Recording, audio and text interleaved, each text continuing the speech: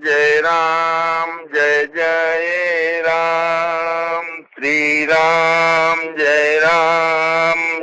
જય રામ શ્રી રામ જય જય રામ સચ્ચિદાનંદ ભગવાનની જય.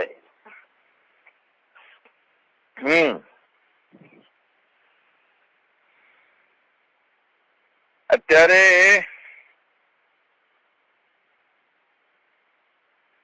જીવને જેને જેને અનેક પ્રકારની વાસનાઓ હોય છે અને એ વાસનાઓ દ્રઢ થઈ ગયેલી હોય છે અને એ પ્રમાણે કર્મો થાય જાય છે. મનમાં પહેલા જે અનેક પ્રકારની વાસનાઓ હતી તેનો સંસ્કાર હતો, ભલે 5 વર્ષ પહેલોનો કે આગલા જન્મનો. જીવને જન્મ છે, આત્મા નથી. જે અનેક પ્રકારની વાસનાઓ હતી એ હાલ કર્મમાં ફેરવાઈ ગઈ.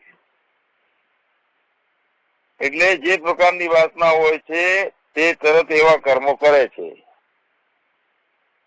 હવે વાસનાઓ બની જઈ તો એ પ્રમાણે કર્મો ચાલુ રહે છે, તો પછી આત્માનું જ્ઞાન ત્યાં સુધી ના થાય. તો મહાપુરુષના સંશ્રયથી વાસનાઓને અને કર્મો થતો હોય એક બાજુ રાખી અને ઠરવાનું, મૌન થવાનું, ઓગળવાનું કામ થઈ શકે છે. કારણ કે મહાપુરુષોનો ટાવર પરમાત્મા સાથેનો હોય છે.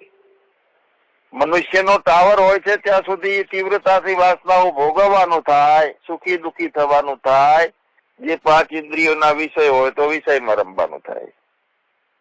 કારણ કે એમાં મનુષ્યનો ટાવર પકડાયેલો છે, હું મનુષ્ય છું. જયારે મહાપુરુષનો ટાવર હોય છે એ પરમાત્માનો ટાવર હોય છે. તો પછી એવા કર્મ કરતા કરતા ભોગવવાનું જે છે એ હળવું થઈ જતું હોય મનમાં. એક પ્રકારની જે વાસના હોય મુખ્ય, અને તે બીજા પ્રકારનું કર્મ કરે એવું બનતું નથી. બીજા બધા ગૌણ હોય છે પણ મુખ્ય કર્મ બની ગયેલું હોય છે એ એને નડતું હોય છે. કારણ કે એ તીવ્ર વાસના હતી અને એ નડતું હોય છે એટલે એમ થાય છે કે મને તો આત્માનું જ્ઞાન નહીં થાય. હવે જો આવી પરિસ્થિતિ હોય, નેગેટિવિટી ધારણ થઈ ગઈ છે પોતાને કે હું મને કેમ જડતો નથી, તો ટાવર મહાપુરુષોના ટાવરમાં રહેવું, પરમાત્માના ટાવરમાં સતત રહેવું. હવે શરૂઆતમાં મનને બધા વિષયોમાંથી વાળવા અને કર્મના તીવ્રતાને ઓછી કરવા માટે આપણે ધ્યાનમાં જઈએ છીએ. તો એ તો કર્મની શાંતિનું ધ્યાન થયું, પરમાત્માનું ધ્યાન નથી. તો ધ્યાન પરમ નિષ્ઠા માટે કરવાનું હોતું નથી.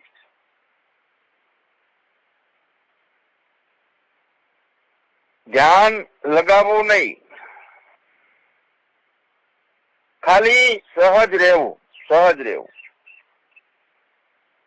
ધ્યાન ક્યાંય દેવું નથી, ધ્યાન ક્યાંયથી હટાવવું નથી. સહજ જેમ છે એમ હું કોણ છું, તો હું તે જ છું જેને ગોતું છું, તે જ, બીજો નથી, ચેતન જ. તો એમાં રહેવું, હોવામાં રહેવું. ધ્યાન લગાડવાનું નથી, ધ્યાન છોડવાનું નથી, હોવામાં રહેવાનું છે સહજ કાયમ. તો અત્યારે તમે સાંભળો છો તો તમે સાંભળવામાં છો કે સહજમાં છો? અત્યારે સાંભળો છો તે આત્માનંદગીરીને સાંભળો છો તો તમે સહજમાં નથી. સાંભળનારા તમે સગ્રામ બાપા છો તોય તમે સહજમાં નથી. પરમાત્મા જ સાંભળી રહેલો છે, પરમાત્મા જ સંભળાવી રહેલો છે. સાંભળનારો પરમાત્મા એટલે સહજ, સંભળાવનારો પરમાત્મા એટલે સહજ. જે સંભળાય છે તે જ પરમાત્મામય છે એટલે સહજ. અહીંથી ખાલી ખ્યાલ કરાવવામાં આવે છે આપણે આપણા પોતાનો, અસલી ખ્યાલ આ છે જે કીધું ને, મરીને જીવવાનું અને જીવવાનું નહીં, મરવાનું નહીં, ધ્યાન કરવાનું નહીં, ધ્યાન હટાવવાનું નહીં, ધ્યાનમાં ચોંટવાનું નહીં. નકલી ખ્યાલમાં આપણે જતા રહીએ છીએ. શું છે નકલી ખ્યાલ? અસલી ખ્યાલ અને નકલી ખ્યાલ બે છે. અસલી ખ્યાલ છે પરિપૂર્ણ. કેવું? સૌમે શુદ્ધ અપાર, અવિનાશી, આત્મ અચલ. સૌમે શુદ્ધ અપાર, અચલ. તો ભાઈ અચલ છે તો ધ્યાનમાં જાય રહી. અચલ છે તો કાંઈક કરવાનું છે. અચલ છીએ તો શું સાંભળો છો? કોણ સાંભળનારો છે? તો એક છે અસલી ખ્યાલ, જ્યાં મારી સામે આ લીમડો દેખાય છે, એને અંતઃકરણ નથી, એને ખ્યાલે નથી, અખ્યાલે નથી, અસલી ખ્યાલે નથી, નકલી ખ્યાલે નથી. એવું હોવું બધે.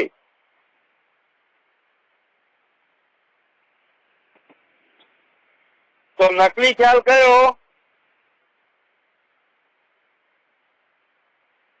જ્યાં સંશય નથી, ભ્રાંતિ નથી, બળતરા નથી, અનુભવ નથી, જ્ઞાન નથી, અજ્ઞાન નથી, હોવું નથી, ના હોવું નથી, ચેતન નથી, અસંગી નથી,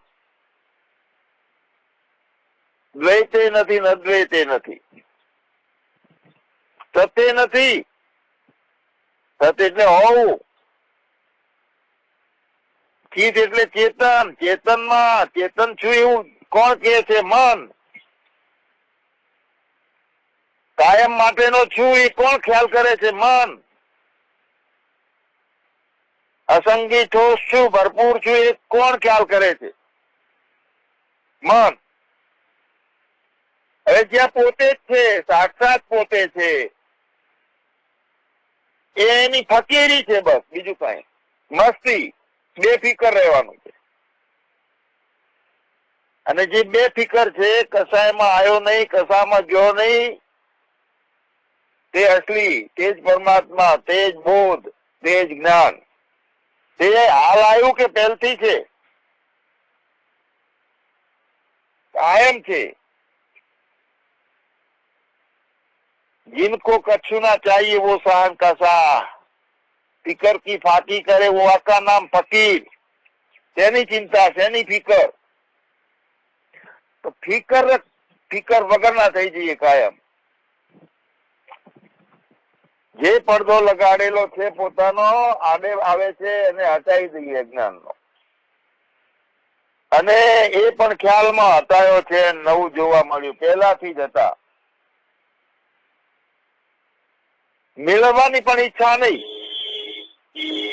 પરમાત્મા નહીં મળે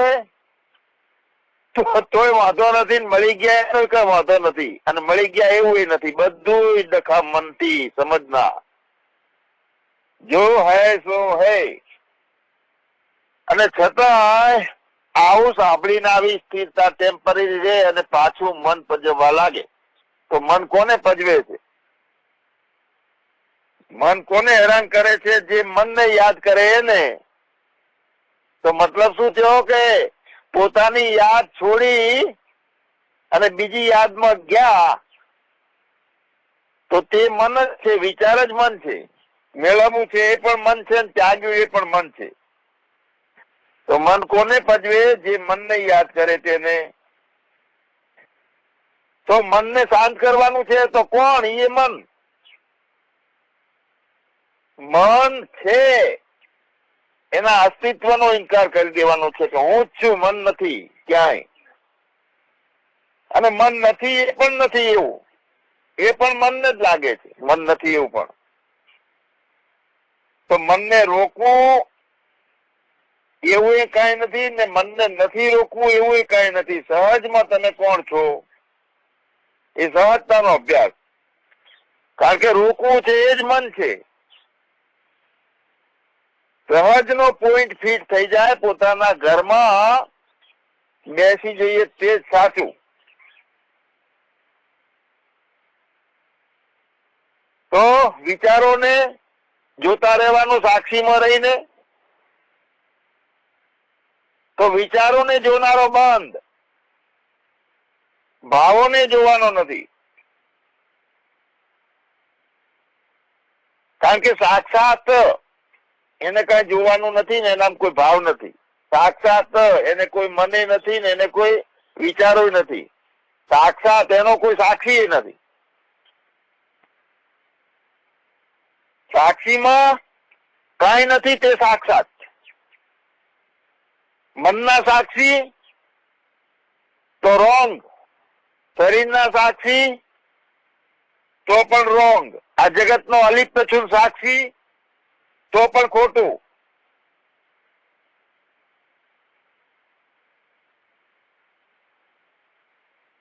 મનના સાક્ષી છીએ તો સાક્ષીમાં મન નથી એવું ધ્યાન કરીએ છીએ. મનથી હું એનો નોખો છું એ પણ મન અહીંયા ઉભું રહ્યું છે. જેના જેના ઉપર ધ્યાન દઈએ છીએ એનો ભાવ વધે જાય છે. નોકર હોય, ઘરના આપણાથી બીજા બધા હોય, એનામાં ધ્યાન આપીએ છીએ તો એ ભાવ દ્રઢ થઈ જાય છે. ભાવ એનું ધ્યાન વધે જાય છે.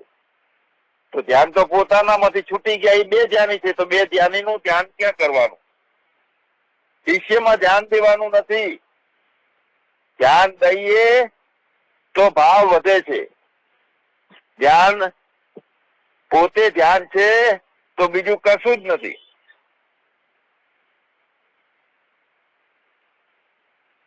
આપણે પોતાની સુરતા ક્યાં રાખવાની છે? પોતાનામાં જ. આપણી પોતાની સુરતા મનના સાક્ષીમાં નહીં. પોતાની સુરતા છે શરીરના, જગતના, ભાવોના કોઈ સાક્ષીમાં નહીં. તો સુરતા પોતે છે એનામાં જ ખ્યાલ રાખીએ તો સાક્ષીમાં સાક્ષ્ય છે જ નહીં. તો એ સાક્ષી છે કે પરમાત્મા છે? સાક્ષીમાં કોઈ મન છે ખરી? મનના સાક્ષી હોઈએ તોય, શરીરના સાક્ષી હોઈએ તો સાક્ષીમાં શરીર હોય છે? પછી જગતના સાક્ષી હોઈએ તો સાક્ષીમાં જગત હોય છે? સાક્ષી મતલબ સાક્ષાત. ત્યાં સાક્ષી એ ખલાસ ને સાક્ષી ખલાસ. મનને સાક્ષીમાં નથી રાખવું. સાક્ષીમાં મન છે જ નહીં, કહેતું જ નથી. તો જેના સાક્ષીમાં તે ના હોય તે સાક્ષી. મનના સાક્ષીમાં મન ના હોય તો તે સાક્ષી. શરીરના સાક્ષીમાં શરીર ના હોય તો તે સાક્ષી.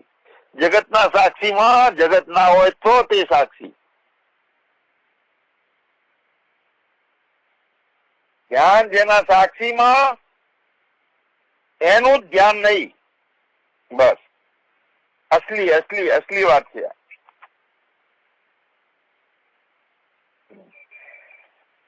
મન શરીરના સાક્ષીમાં,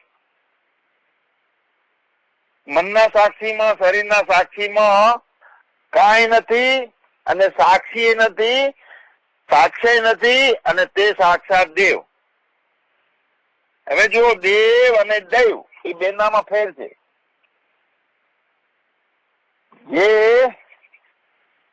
સદા પ્રયત્ન કરે છે, પૂર્વજન્મના ફળની તીવ્ર અભિલાષા થઈ ગઈ હોય, કર્મ પ્રબળ થઈને સામે આવ્યું હોય, તે આ જન્મમાં અત્યારે આપણું દેવ એટલે પ્રારબ્ધ કહેવાય છે. એ તો હંગરી હંગરીને એને દ્રઢ બનાવ્યું છે. બાટલો ત્રાગડો હતો એનો રાંધવું બનાવી દીધું છે, તે જ પ્રારબ્ધ છે. પરમાત્માને ક્યાં પ્રારબ્ધ છે? કશું જ નથી.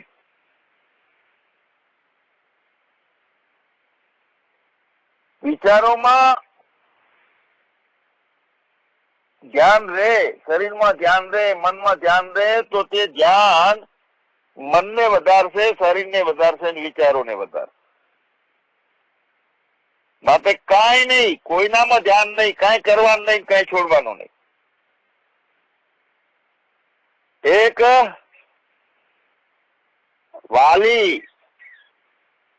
વાલીને એ વરદાન હતું કે એ એની સામે જે લડવા આવે એની શક્તિ બધી એનામાં આવી જાય, વાલીમાં. હવે મનને યાદ કરીએ છીએ ત્યારે બધી શક્તિઓ મનમાં આવતી રહે છે. એટલે તો રોઈએ છીએ કે હું મને ગોતું છું.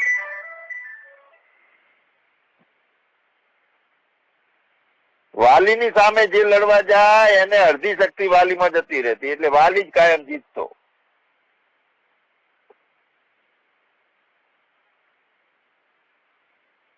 તો સાક્ષીમાં પણ ધ્યાન નહીં, સર્વના સાક્ષીમાં ધ્યાન નહીં. કારણ કે સર્વના સાક્ષીમાં સર્વ હોય, સર્વ નથી, સાક્ષી નથી તો કોણ છે? તો આપણે છીએ. આપણું હોવું તે ધ્યાન, બીજું બધું બે ધ્યાન.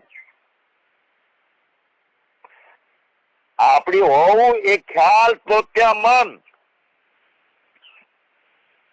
કોઈ ખ્યાલ નહીં પોતાનું હોવું.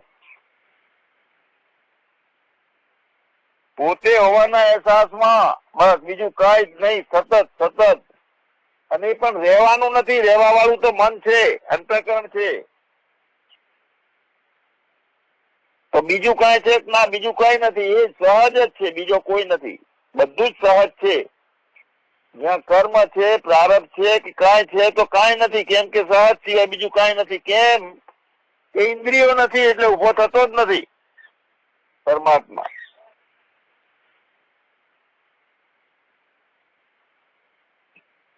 અને ઉભો થતો એવું એને લાગતું નથી, બધું સહજમાં લીલા માત્ર કેવલમ. જે બાજુ ધ્યાન હોય તે થઈ જવાય છે. પોતાના બાજુ ધ્યાન હોય તો પોતે થઈ જવાય છે. પોતે કેવો છે? મન વાળો, ઇન્દ્રિયો વાળો, શરીર વાળો, જગત વાળો, જાગૃત વાળો, સુષુપ્તિ વાળો, સ્વપ્ન વાળો નહીં. જે બાજુ ધ્યાન હોય તે થઈ જવાય. એટલે ધ્યાન કોઈ બાજુ નહીં લઈ જવાનું. ધ્યાન એટલે ધ્યાન, બીજું કાંઈ જ નહીં. ધ્યાન ને કોઈ બાજુ નથી ને આજુ નથી. ધ્યાન ને કોઈ પરમાત્મા નથી અને વિશ્વાત્મા નથી. ધ્યાન તે જ જ્ઞાન, જ્ઞાન તે જ યોગ, યોગ તે જ પરમાત્મા. બધું એકનું એક, શબ્દોમાં કાંઈ નહીં. શરીર નહીં, મન નહીં, સત્ય નહીં, અસત્ય નહીં, કાંઈ નહીં.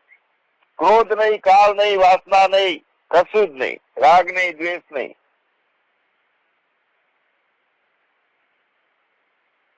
મન કોને હેરાન કરે છે? કે જે મનને યાદ કરે છે તેને. જગત કોને ભારે લાગે છે? તો જગતને યાદ કરે છે તેને. તો અસલી હું કોણ? તેમાં ધ્યાન દેવાની જરૂર. અને એને ધ્યાનની જરૂર નથી, એટલે એવી રીતે જ્ઞાનની જરૂર નથી, ધ્યાનની જરૂર નથી. ફેંકો બધું એક બાજુ, ખરી પડે મેરે અપને સિવા કુછ નાઈ. કોઈ સમજ નહીં, કોઈ ભાવ નહીં. ભાવ બધા મનથી થાય, સમજો બધી બુદ્ધિની હોય. તો ધ્યાન ના દઈએ તે ધ્યાન પોતે. ધ્યાન લઈએ છીએ તે જ બે ધ્યાન છે. એક રસ ધ્યાન, એક રસ જ્ઞાન. ધ્યાન ન દઈએ તો ધ્યાન, તે બે ધ્યાન. તો ધ્યાન દઈએ છીએ તેમાં છે. જેને યાદ કરવા જઈએ છીએ તો તે ભજવે છે. ધ્યાનને યાદ કરવા જવાનું નથી, મનને યાદ કરવાનું નથી. કારણ કે યાદ કરનાર જ મન છે બધું. કાંઈ યાદ કરવાનું નથી. આંખ બંધ કરવાનું નથી, આંખ ખોલવાની નથી. કાંઈ કરવાનું નથી, ના કરવાનું નથી. સહજ બધું ખતમ, બધું ખતમ. એક શબ્દ પકડી લો ગમે ત્યારે, બધું ખતમ. રોજ 25 વખત ખ્યાલ કરો ખતમ નો. ખતમ એટલે ખતમ કરનારો ખતમ.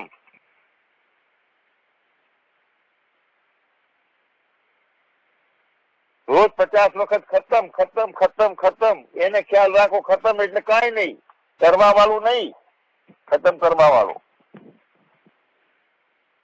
કાલે મસ્ત પ્રવચન હતું, આજે એનાથી સારું છે. તો ગઈકાલ જ નથી ને શું? ગઈકાલ જ નથી. ગઈકાલે બોલ્યા તે પણ મિથ્યા. અત્યારે હાલ જ તાજે તાજું જે અનુભવાય જેમ છે તે સત્ય. તેને ગઈકાલ નથી તે સત્ય નહીં, તેને આવતીકાલે નથી જે સત્ય નથી, અસત્ય નથી.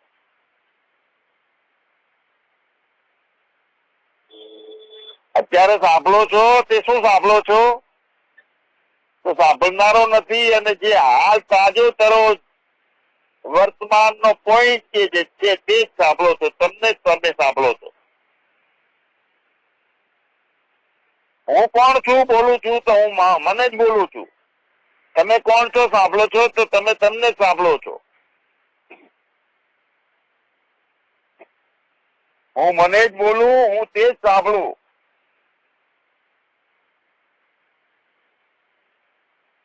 તો પ્રારબ્ધોની બધા કોને આયા? સાથે પોટકું લઈને આવે છે ગયા જન્મારાનું એ કોણ? તો એ સૂક્ષ્મ હતું પેલા, જ્ઞાન પેલા બધું હળગાઈ દીધું, ખતમ બધું. ભાવોથી પર રહે છે એ સૂક્ષ્મ છે. સ્થૂળતા અને જગતતાથી બધું નોખું પડી જાય તે સૂક્ષ્મ શરીર. 15-20 વર્ષ પહેલા બુલેટ ચલાવતા પંચર થયું ને બુલેટ પટકાણું 90 ની ઝડપે તો 100 ફૂટ જેટલું ઘસેડાનું એની હંગાતે હું હતો શરીર રૂપી. અને એને જોનારો એક સૂક્ષ્મ શરીર નોખું પડી ગયું હતું એ વખતે. એટલે સૂક્ષ્મ શરીર આ સ્થૂળ ને અને બાઇક ને જોતું હતું 100 ફૂટ સુધી ઘસેડાતા, અને એ વખતે સૂક્ષ્મ શરીર કહેતું હતું કે એને ખાનામાં નહીં પડવા દેવાનું. તો એ સ્થૂળ શરીર સાથેનું બાઇક 5-6 ફૂટનો ખાડો રોડની નીચે હતો, તો રોડની કિનારી ઉપર જઈને અટકી ગયો હતો, સમી અને મોટી ચંદુરની વચ્ચે. આ સૂક્ષ્મ શરીર. સૂક્ષ્મ શરીર નોખું પડી જાય. સૂક્ષ્મ શરીરને ખબર ના હોય તો ખાલી નિર્વિકલ્પ રહે. એને ખબર પડે કે હું તો આકાશમાં ઉડી શકું છું તો એ આકાશમાં ઉડે. એને ખબર પડે કે હું તો સમુદ્રની અંદર પહેરી શકું છું તો સમુદ્રની અંદર પહેરે સૂક્ષ્મ શરીર. તમારે કાંઈ પહેવાનું નથી ને ઉપર ચડવાનું નથી, બીજે નથી તમે ક્યાંય. વિધિઓ બધી સૂક્ષ્મ શરીરની છે. એ સૂક્ષ્મ શરીર છે ને ધારણ કરે એ પ્રમાણે થવા માંડે. શું મેળવવું છે તે કરવાનું છે. શું ખૂટે છે તમારામાં? તો જેનાથી સિદ્ધ થાય છે તે બધું જ હોય છે, તે બધું જ હોય છે. સૂક્ષ્મ શરીર થી બધું સિદ્ધ થતું હોય તો તે બધું સૂક્ષ્મ શરીર જ હોય છે.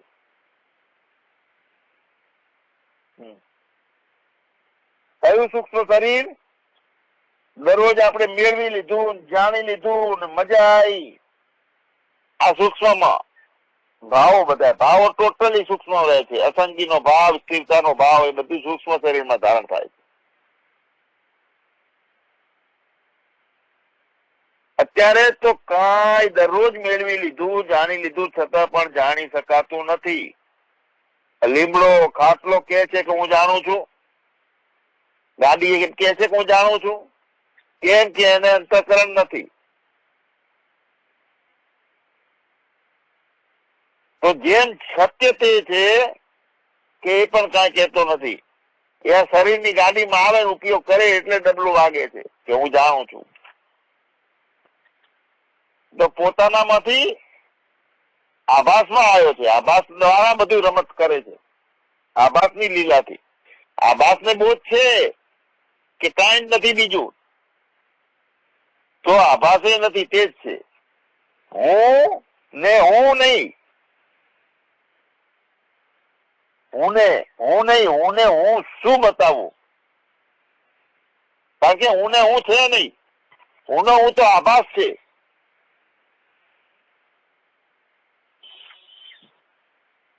તો બતાવવા જાય છે તો બતાવવા વાળો આભાસ છે. તો આભાસ નો હું આભાસના હું ને બતાડે છે બધું.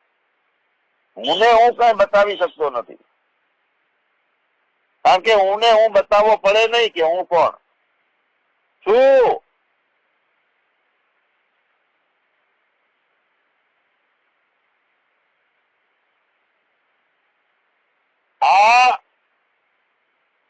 અને છે ની વચ્ચે જેટલું આવતું હોય એ બધું ખતમ કરી નાખીએ.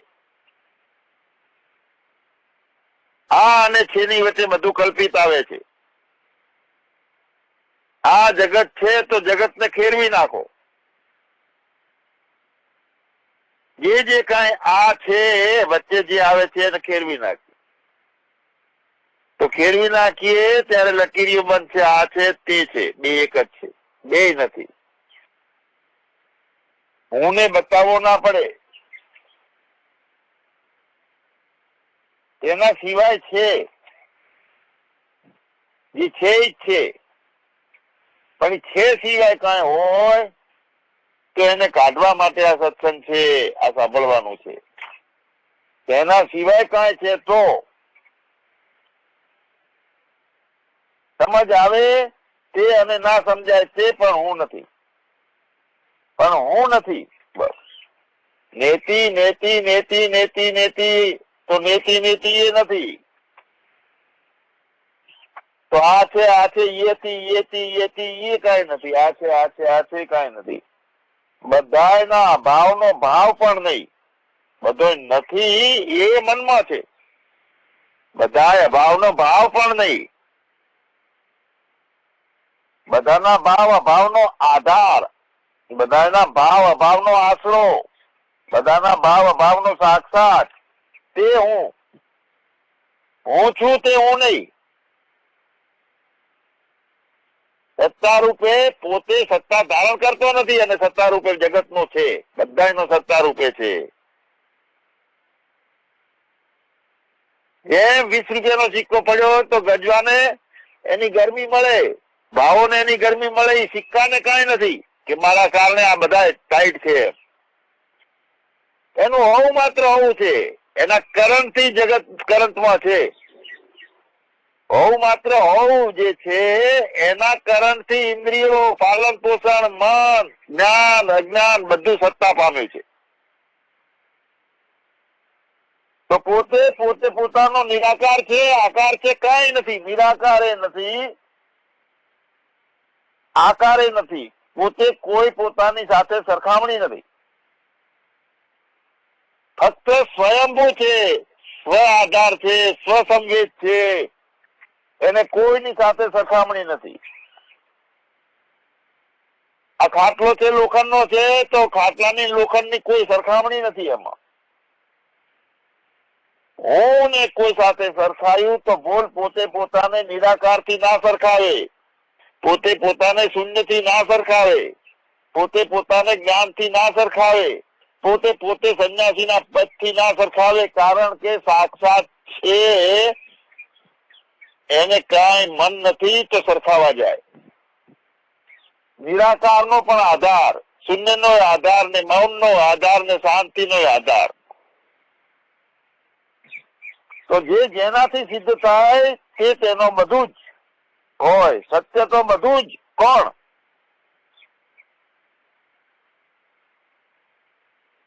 બધું કોણ? તો આપણે પોતે. આપણે કેવા તો કોઈથી સિદ્ધ નથી, સ્વસિદ્ધ. આપણે કેવા તો સ્વસંવેદ, કોઈનાથી જાણી શકાય નહીં. પોતે જાણે. જાણવાનું કોઈ ના હોય એવી રીતના આવ્યું તો એ તો મન જાણે છે. તો આપણે કોઈથી સિદ્ધ ન થવાનું. પરમાત્માથી એ સિદ્ધ નથી થવાનું. કોઈ ઈચ્છા નહીં. સિદ્ધ થવાનું આવે છે ત્યાં ઈચ્છા આવે છે. કોઈનાથી સિદ્ધ નહીં. બધું આપણાથી છે. બધું આપણાથી છે. તો અભિમાનમાં આવે ને એ પણ આપણે નહીં. એ તો ગર્વ કહેવાય. ગર્વ કર્યો કે આપણાથી બધું સિદ્ધ થાય છે. બોલ્યા તો એ હાર થઈ ગઈ ત્યાં. જીત એ છે કે પોતે જ હોય. જીતનારો જીતવાની વસ્તુ ના હોય, પોતાના સિવાય બીજું કોઈ ના હોય, તે જીત. બધું આપણાથી છે તો કોણ આપણે? સ્વતઃ સિદ્ધ, સ્વસંવેદ. મનને શાંત કરવાની એ પણ ઈચ્છાઓ કરીએ છીએ. નિર્વિચારની એ પણ ઈચ્છાઓ છે. નિરાકારની એ પણ ઈચ્છાઓ છે, એ પણ ભાવ છે. આપણને આપણે સિદ્ધ કરીએ, નક્કી કરીએ તે પણ ખોટું છે. એટલે આ પોઈન્ટ સમજી લો. આપણે આપણને સિદ્ધ કરીએ, નક્કી કરીએ તે પણ રોંગ. તે જ હોવું જ. સત્ય હું છું તો સત્યનો પણ હું નથી, સત્યથી પણ હું નથી, કારણ કે કોઈનો સંબંધ જ નથી એને. સત્યનો હું નથી, સત્યથી પણ હું નથી, સત્ય માટે પણ હું નથી. બધું ખરી પડેલું છે ને હું છું. ચેતન હું છું તો ચેતન માટે હું નથી, ચેતનનો હું નથી અને ચેતનથી હું નથી. ફક્ત હું, કેવળ હું. છેલ્લી સિદ્ધિ જે કઈ સૂક્ષ્મ શરીરની હોય કે જ્ઞાનની પ્રાપ્તિની સિદ્ધિ હોય તો સિદ્ધિ પણ હું થી સિદ્ધ થાય. અને હું તે કોઈથી સિદ્ધ ના થાઉં. હું કોઈનો ચેતન નથી. તો સમજવા માટે સચ્ચિદાનંદ કહીએ. હું કોઈનો સત્ય નથી, કોઈનો કાયમ રહેવા વાળો નથી, કાયમ બીજું કઈ છે નહીં, શું રહું? તો આવો હું નિત્ય બધું તણખલાની જેમ જોતો હોય અને રમત ચાલુ હોય અને મોજે અને મસ્તી સિવાય બીજું કઈ ના હોય. મસ્તી, સદાય મસ્તી.